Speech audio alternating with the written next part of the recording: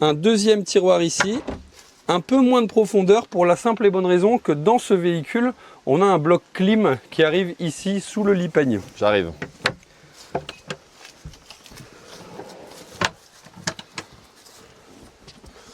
Donc on a dans ce véhicule, comme j'étais en train de le dire, un bloc clim avec les buses qui arrivent ici et la télécommande qui permet de le piloter juste ici.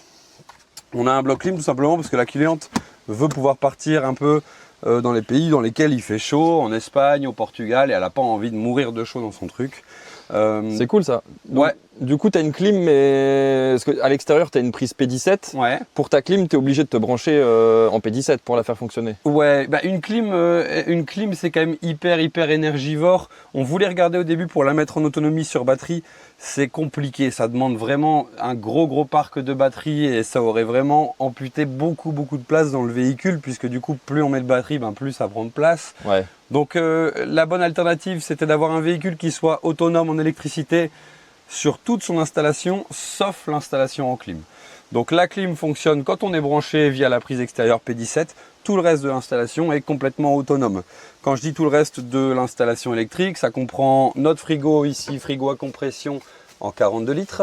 Ça comprend tout ce qui est éclairage, donc on a nos 3 spots au plafond, spot LED, via notre interrupteur qui est juste ici.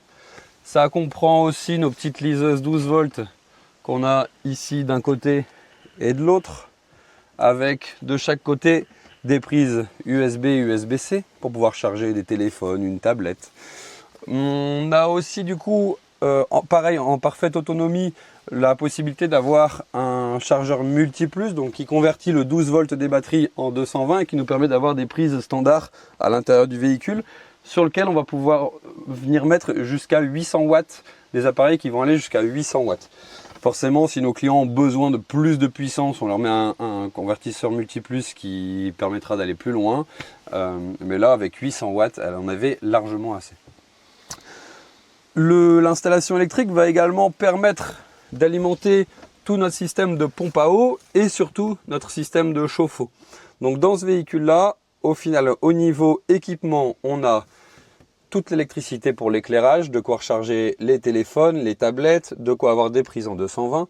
On a un frigo, un système de climatisation, un chauffe-eau. Ici, on a un Poonman 3 litres. Il y en a largement assez. La cliente, elle va être toute seule. Ça permet de chauffer 3 litres d'eau à 70 degrés, ce qui fait aller environ 8 litres d'eau à 30-35 degrés, qui vont du coup permettre de prendre une douche juste là-bas à l'arrière.